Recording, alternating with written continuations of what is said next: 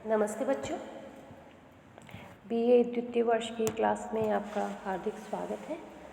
हम भारतीय राज्य व्यवस्था राजनीति विज्ञान का सेकंड पेपर कर रहे थे। उसमें हम भारतीय संघ में केंद्र राज्य संबंधों पे चर्चा की थी। इसके पूर्व हमने विधायी संबंध पे चर्चा की थी। आज हम केंद्र राज्य प्रशासनिक संबंध पर बात करेंगे। देखिए बच्चों, संघात्मक शासन व्यवस्था की सबसे बड़ी समस्या संघ और राज्यों के प्रशासनिक संबंधों का सामंजस्य करना होता है।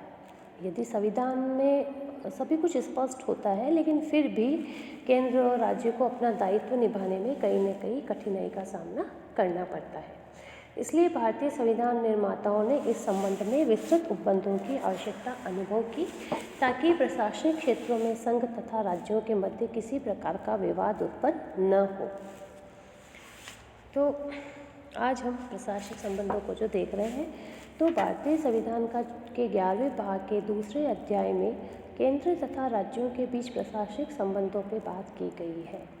संविधान के अनुच्छेद 73 के अनुसार केंद्र की प्रशासकीय शक्ति उन विषयों तक सीमित होगी जिन पर संसद को विधि निर्माण का अधिकार प्राप्त है।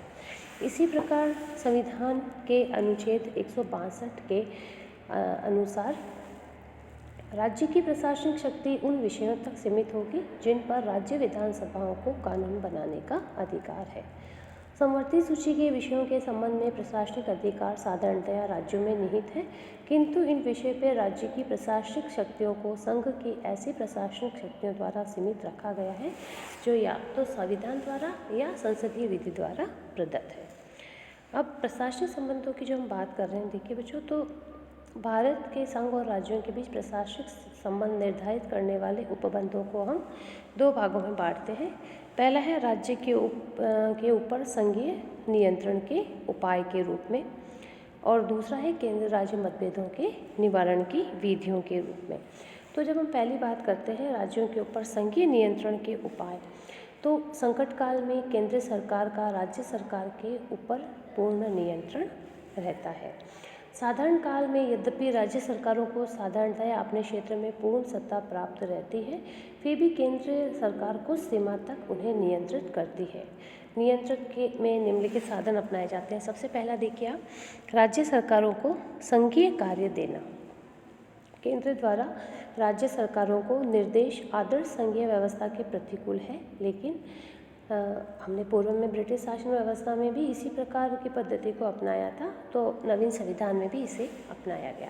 तो अनुच्छेद 256 है बच्चों, वो ये कहता है कि राज्य की कार्यपालिका शक्ति का प्रयोग इस प्रकार होगा कि संसद द्वारा निर्मित कानूनों का पालन सुनिश्चित रहे। संघीय कार्यपालिका को यदि आवश्यक समझे तो इस संबंध में राज्य सरकारों को आवश्यक निर्देश देने का अधिकार प्राप्त है। ऐसा उपबंध इसलिए किया गया है, संसद द्वारा पारित विधियों के क्रियान्वयन में कोई बाधा न पहुंचे। दूसरा, जो राज्य सरकारों को जो संघीय कृत्य सौंपे जाते हैं, वे भी इसमें शामिल किए गए हैं। यद्यपि 257 प्रत्येक राज्य की कार्यपालिका शक्ति का इस प्रकार प्रयोग करने की बात कहती है जिससे संघ की कार्यपालिका शक्ति के प्रयोग में किसी प्रकार की बाधा न पहुंचे।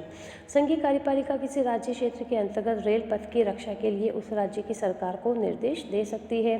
संचार साधनों तथा रेल पथ के निर्माण, देखभाल तथा संरक्षण के संबंध में संघीय कार्यपालिका के निर्देश के अनुसार जो अतिरिक्त व्यय होगा, उस धनराशि का वहन संघीय सरकार करती है। अब राज्य सरकारों को कुछ संघीय कार्य भी सौंप दिए जाते हैं, जैसे अनुच्छेद 258 के अनुसार संघ राज्यों को अपने कुछ प्रशासनिक कार्य हस्तांतरित कर सकता है तथा राज्य संघ को अपने कुछ प्रशासनिक कार्य सौंप सकते हैं। संघीय सरकार द्वारा राज्य सरकारों को अपने प्रशासन जो कार्य सौंपे जाएंगे, उसका खर्च संघीय सरकार को वहन करना पड़ेगा। तीसरा देखिए बच्चों, अखिल भारतीय सेवाओं के माध्यम से भी राज्यों के ऊपर नियंत्रण रखा जाता है। आप जानते हैं IAS, IPS जो होते हैं, ये सेंट्रल गवर्नमेंट से होते हैं, केंद्र सरकार के अधीनस्थ सेवा मानी जाती है। तो संविधान संघ तथा राज्य सरकारों के लिए अलग अलग सेवाओं की व्यवस्था करता है, लेकिन कुछ ऐसी सेवाओं की भी व्यवस्था है जो संघ तथा राज्यों के लिए सामान्य है, उन्हें अखिल भारतीय सेवाएं कहते हैं। आर्टिकल 312 के अनुसार राज्यसभा उपस्थित तथा मतदान में भाग लेने वाले सदस्यों के कम से कम 2/3 बहुमत द्वारा प्रस्ताव पास कर किसी नवीन अखिल भारतीय सेवा का निर्माण कर सकती है। ये हमने राज्यसभा जब पढ़ाया था तो राज्यसभा की विशिष्ट शक्ति में आपको मैंने स्पष्ट किया था।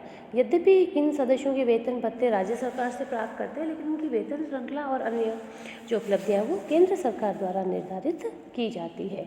इन सेवाओं के सदस्यों के विरुद्ध कोई अनुशासन कार्यवाही भी संघीय गृह मंत्रालय या यूपीएससी के द्वारा की जाती है। तो इस प्रकार ये राज्य सरकारों पे केंद्र नियंत्रण रखने के महत्वपूर्ण उपाय है। फिर जो सहायता अनुदान दिए जाते हैं उससे भी केंद्र राज्यों पे कुछ शर्तों के माध्यम से नियंत्रण रखने का प्रयास करता है। और अनुच्छेद 352 के अंतर्गत जब आपातकाल की घोषणा हो जाती है तब राज्यों पे संघीय सरकार का पूर्ण नियंत्रण स्थापित हो जाता है। ये तो हो गए आपके, हमने बात की प्रशासनिक संबंधों में।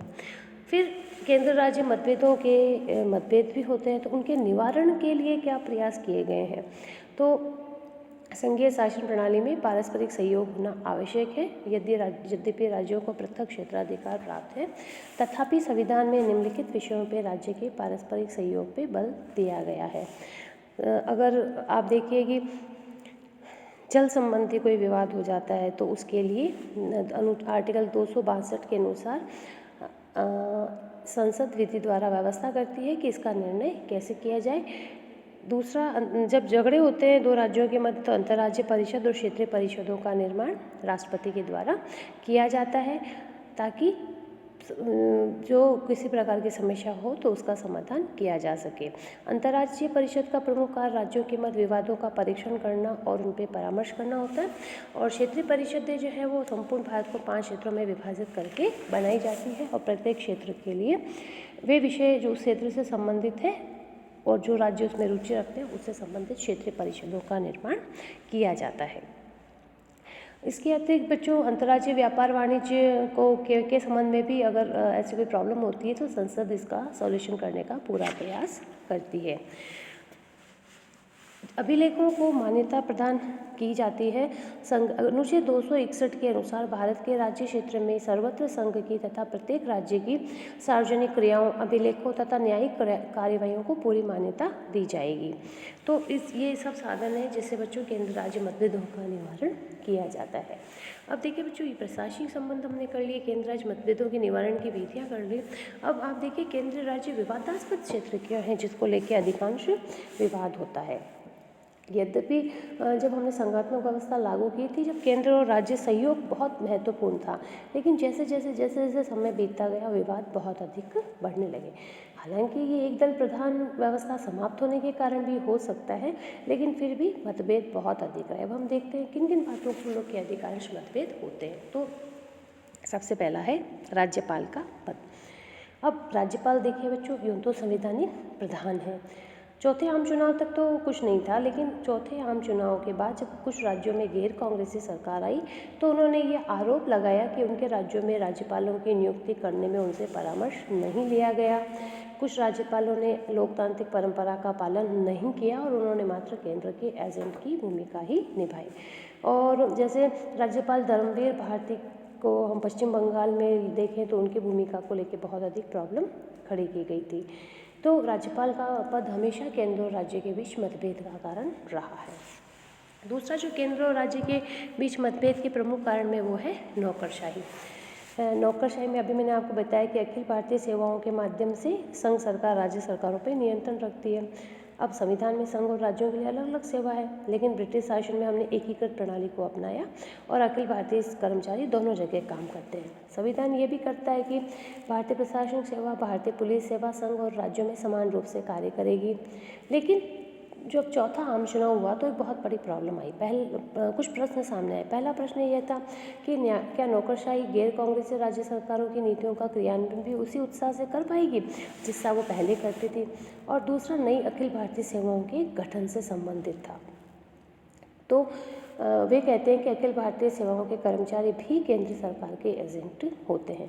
तो अखिल भारतीय सेवाओं का बहुत अधिक विरोध किया जाता है। वो कहते हैं इसके कारण एक तो राज्य सेवाओं का विस्तार रुक जाता है और इसके कारण राज्यों की स्वायत्तता कम हो जाती है और इन कर्मचारियों का वेतन स्तर बहुत ऊंचे होता है, तो इससे हमारी वित्तीय स्थिति बहुत अधिक प्रभावित होती है।